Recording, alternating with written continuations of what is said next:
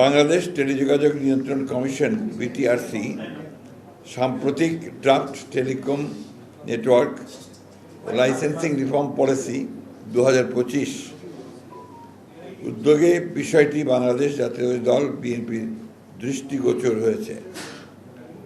এই উদ্যোগ প্রশংসনীয় হলেও আমরা এই মুহূর্তে এই ধরনের একটা জাতীয় গুরুত্বপূর্ণ ক্ষেত্রে তড়িঘড়ি করে সিদ্ধান্ত গ্রহণ করার বিষয়ে আমাদের উদ্বেগ প্রকাশ করছি।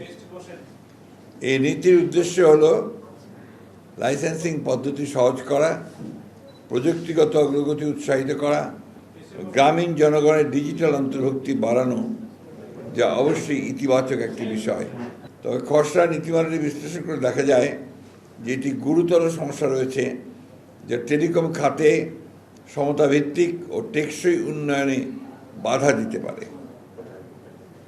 বিএনপি গঠনমূলক মনোভাব নিয়ে এই খসড়ার সম্ভাব্য দুর্বলতা, অস্পষ্টতা এবং বড় মোবাইল অপারেটরদের পক্ষে অধিক সুবিধা পাওয়ার কিছু ধারা তুলে ধরেছে, যা ছোট ও মাঝারি ব্যবসা প্রতিষ্ঠান এবং স্থানীয় উদ্যোক্তাদের ক্ষতিগ্রস্ত করতে পারে। আমরা সরকারকে জানাই এই মূল গুরুত্বপূর্ণ নীতি বাস্তবায়নের আগে তারা যেন পূর্ণাঙ্গ আর্থিক ও সামাজিক প্রভাব বিশ্লেষণ এবং সংশ্লিষ্ট সব পক্ষের এসএমই বিশেষজ্ঞ ভোক্তা সংগঠনের সঙ্গে অংশগ্রহণমূলক আলোচনা করার পর নীতিমালা চূড়ান্ত করেন।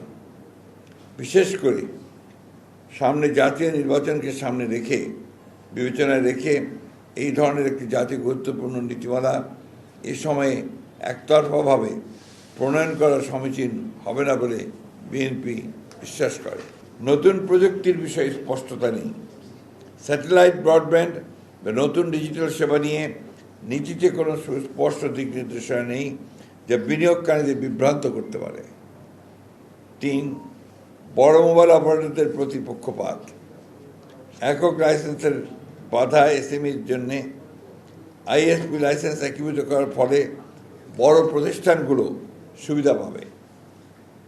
এএনএসপি লাইসেন্সে স্পেকট্রামের উপর নির্ভরতা বড় কোম্পানিগুলোকে এগিয়ে রাখবে। ফিক্সড টেলিকম লাইসেন্স করা থাকলেও সারা দেশে সেবা দিতে হবে, উচ্চমান বজায় রাখতে হবে, যে এসএমইদের জন্য চ্যালেঞ্জ হয়ে দাঁড়াবে। বড় কোম্পানির অবকাঠামো আধিপত্য। বড় মোবাইল কোম্পানিকে এন্টারপ্রাইজ ব্রডব্যান্ড বাজারে প্রবেশ করতে দিলে ছোট কোম্পানিগুলো প্রতিযোগিতায় পিছিয়ে পড়বে এবং একচেটিয়া পরিবেশ তৈরি হবে, যা দেশের সার্বিক অর্থনীতির ওপরও বিরূপ প্রভাব ফেলবে।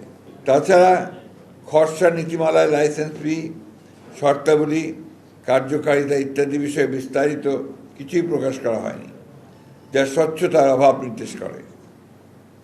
আমরা সরকারকে আহ্বান জানাই এসএমই প্রযুক্তি বিশেষজ্ঞ, গ্রাহক সংগঠন সহ সব পক্ষকে নিয়ে খোলামেলা আলোচনা করার পর যেন এই ধরনের একটি গুরুত্বপূর্ণ নীতিমালা চূড়ান্ত করার সিদ্ধান্ত গৃহীত হয়। সেই সাথে এই প্রস্তাবিত নীতিমালার একটি পূর্ণাঙ্গ আর্থিক ও সামাজিক পরিণাম বিশ্লেষণ করা হোক।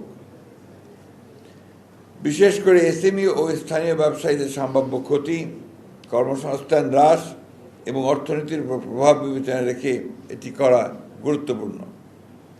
এই ধরনের জাতীয় পর্যায়ের টেলিকম নীতি প্রণয়ন অবশ্যই সতর্কতা, স্বচ্ছতা ও অংশগ্রহণ নিশ্চিত করে নিতে হবে। সামনে জাতীয় নির্বাচন থাকায় তাড়াহুড়ো করে সিদ্ধান্ত নেওয়া উচিত হবে না। বিএনপি বিশ্বাস করে সবার জন্য উপকার বয়ে আনে এমন নীতি গ্রহণযোগ্য। ডিজিটাল সংযুক্তির মাধ্যমে সমতাভিত্তিক উন্নয়ন ও ডিজিটাল নিরাপত্তা ও সার্বভৌমত্ব রক্ষার অঙ্গীকারী আমরা কাজ করে যাব। যে আমরা অত্যন্ত সতর্কতার সঙ্গে আমরা বর্তমান যে রাজনৈতিক পরিস্থিতি, গণতন্ত্র উত্তরণের যে পথ, সেই পথকে মসৃণ রাখা এবং আমরা যে লক্ষ্যে এতগুলো প্রাণ গেছে, সেই প্রাণের বিনিময়ে আমরা যেন সুস্থ সুন্দরভাবে যেতে পারি, সেই পথেই আমরা হাঁটছি। যে কারণে আমরা কোনো রকমের এমন কোনো আপনার বিষয় অবতারণা করতে চাই না যেটা একটা আপনার একটা বিরোধিতা বা একটা সংঘাতমূলক বক্তব্য আসতে পারে। আমরা খুব স্ট্রেইট ওয়েতে এই ইস্যুটা আমরা মনে করেছি যে এই মুহূর্তে দেশের মানুষের এটা জানা দরকার, তাদেরকে সরকারকেও জানানো দরকার। আমাদের as a responsible political party আমরা আমাদের দায়িত্ববোধ থেকে আমরা এই জিনিসটা জনগণের সামনে আপনাদের মাধ্যমে তুলে ধরলাম। Now it is the responsibility of the government, interim government, যে তারা কীভাবে এটাকে নিচ্ছে।